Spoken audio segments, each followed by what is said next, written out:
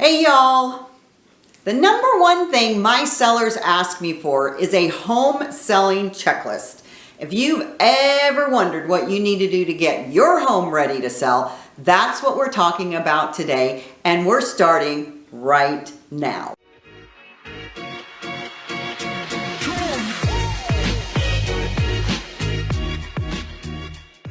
Welcome back, y'all.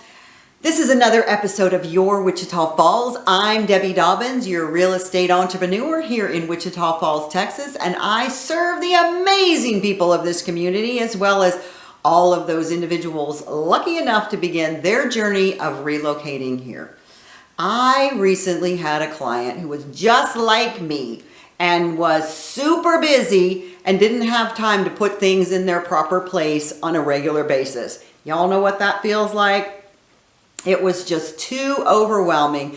So we had an organizer come in and help put things away. We scheduled a professional photo shoot after all the countertops and the closets were decluttered and the home sold in 24 hours.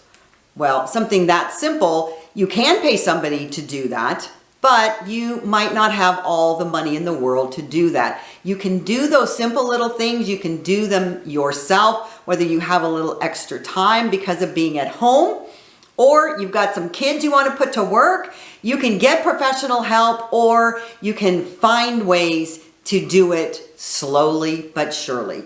I'm going to give you the top checklist items I recommend to get your house ready to sell. Because chances are you probably have a list a mile long of things you want to do. I go in houses all the time. Well, I want to do this and I want to do that. But you haven't had the time and you keep putting it off and the honeydew person isn't doing it. So before you spin your wheels, make sure you do these things first. That will ensure that your home is ready to make the best possible impression on those potential buyers. So here we go. Number one, declutter your entire house top to bottom. Chances are, if you've lived in your home for any length of time, even 6 months, you can collect a lot. You probably accumulated quite a collection of stuff. However, most buyers aren't there to look at your stuff. That stuff that you've collected over those years, they get distracted because they're trying to picture themselves living in your space, and it's hard for them to picture that with all of your things around. The more you have, the less or the more difficult it is for them. Rooms that you should focus on particularly are the kitchen and those countertops, the bedrooms, the top of everything in the bedrooms, the living room. So you got to tuck away your prized possessions and the family pictures, because trust me on this one, the decluttering is number one. Number two is freshen up your paint. If you're like most of my sellers, you probably have some scratches on the walls, chipping paint on the baseboards, and normal wear and tear that comes with living. We live in a house, right? There's nothing like a little fresh paint to bring a space to life and make it look brand spanking new. You don't have to paint the whole house, but some touch-ups really do the trick. If you've got some leftover paint cans hanging around the garage, go look. Go ahead and break that paint can and that brush out and do touch-ups throughout the whole house. Just take time to make things look a little new. Will make that payoff in the end huge, because buyers are going to feel much more confident about making an offer. Number three, organize the closets. Who wants to do that, right? That's why I have a professional organizer do things like that. And you can hire them. They're not. Closet space is a big selling point, and when you want to clean out your closets, because people will want to see the amount of space that they're going to get, and it can make or break a sale. If your closet is jam-packed full, this could be a complete turnoff for a buyer that's looking for something with plenty of space. So my advice is to take about half of your belongings out of your closets.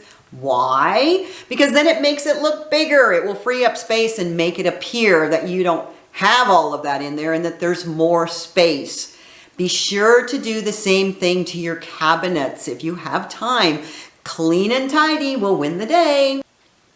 And fourth, Make sure the outside looks fresh and clean. Oh my gosh, there's nothing that can scare away a potential buyer quite like the unkept yard or the lack of that first impression. This is the first thing that your buyer sees. This is where they decide absolutely if they're going to buy your house or not.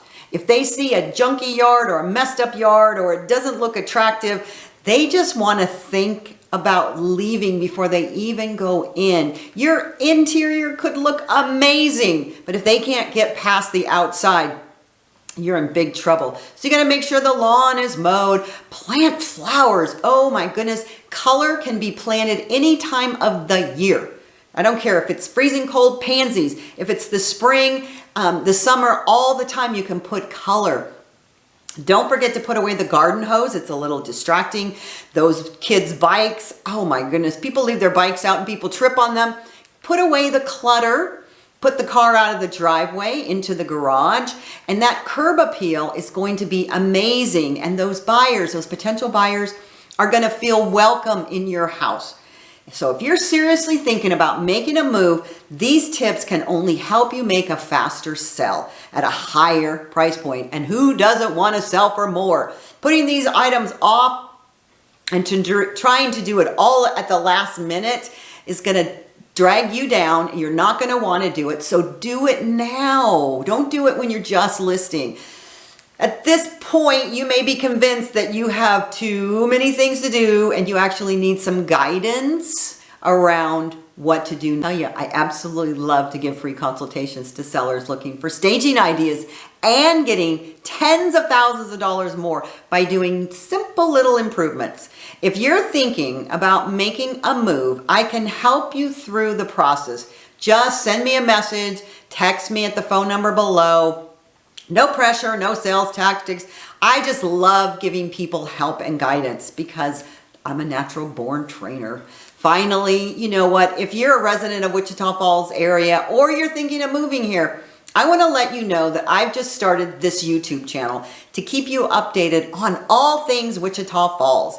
I would love it if you would subscribe now and also post any questions or comments or concerns that you have in the comment box below. I always check them and I get back to you as quickly as possible. This wraps up our episode of Your Wichita Falls. And as I always say, y'all come back now. You hear?